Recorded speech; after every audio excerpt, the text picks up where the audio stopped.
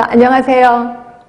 공중보건을 담당하고 있는 김희영입니다. 자, 이번에 2021년도 공중보건 새로운 책이 출간됐습니다. 잠깐 책을 좀 볼까요?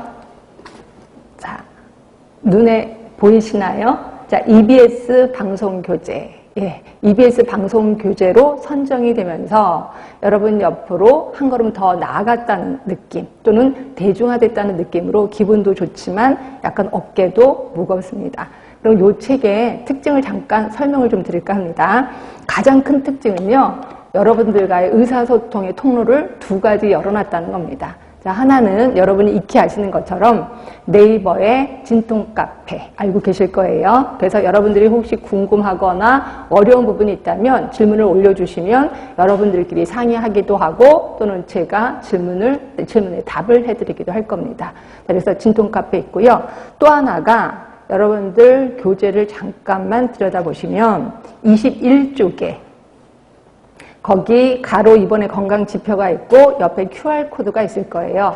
이 QR코드를 찍으시잖아요. 그러면 자동적으로 유튜브로 연결이 됩니다. 그래서 이쪽 부분에 좀 정리가 필요해 또는 이쪽 부분이 조금 어려워 또는 이쪽 부분이 기출문제로 나왔었어 라고 하는 부분을 제가 영상을 찍어서 유튜브로 올려드렸습니다. 결국 이 QR코드를 통해서 여러분들은 예습도 할 수 있고 복습도 할 수 있고 또 무한 반복 학습도 할 수 있다는 장점이 있다는 거죠.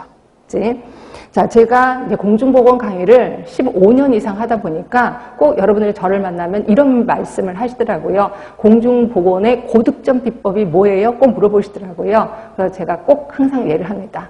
자, 공중보건의 생활화, 공중보건의 상식화라고 얘기를 하는데 여러분들이 혹시 살아오시면서 사랑하는 사람을 한 번쯤 만들어 놨을 거예요. 자, 이러다 보면 그 사람이 아침에 눈 뜨자마자 생각이 나고 점심밥 먹을 때 또 생각나고 또 저녁에 잘 때 또 생각나고 이러다 보면 혼자 있음에도 불구하고 항상 그 사람이 옆에 있는 듯한 착각을 하게 돼요. 그걸 우리는 생활화라고 하는 거고요. 결국 공중보건을 무한 반복 생각을 하시라는 거죠. 그렇게 되면 공중보건의 상식화가 일어나게 되는 거예요.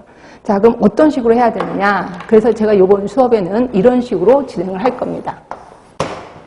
자, 수업 시간에 제가 제일 처음 수업 시간에는 제가 전체적인 프레임을 먼저 설명을 드릴 거예요. 그래서 칠판 구석에다가 전체적인 흐름에 대해서 한번 쭉 설명을 할 거고요.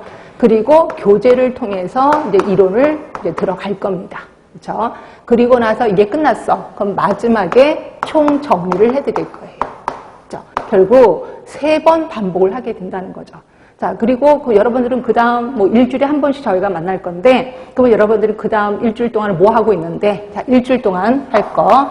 자, 우리 책의 교재에 보시면요. 잠깐만.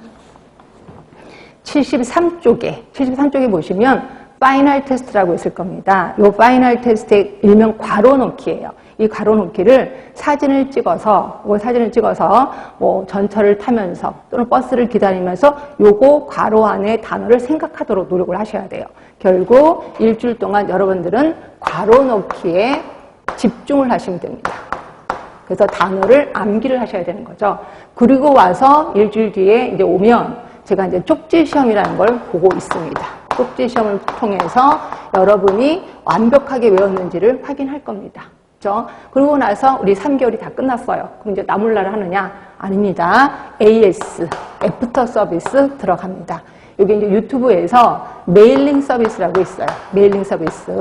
그래서 제가 일주일에 10문제씩을 30회를 보내드립니다. 30회. 네, 그렇게 해서 여러분들이 확실히 알고 있는지를 또 확인을 해드립니다. 이러다 보니까 무한 반복이 될 수밖에 없는 거죠. 네, 이런 식으로 수업을 들어가겠습니다. 자, 그러면 문제 경향이 어떻게 나오는데 그것도 한번 또 얘기를 해드릴게요. 자, 제가 미리 칠판에 써드렸습니다. 우리 보통 문제가 20문제가 나오는 건 아실 거고요. 20문제 중에서 가장 많은 부분을 차지하고 있는 게 역학이에요.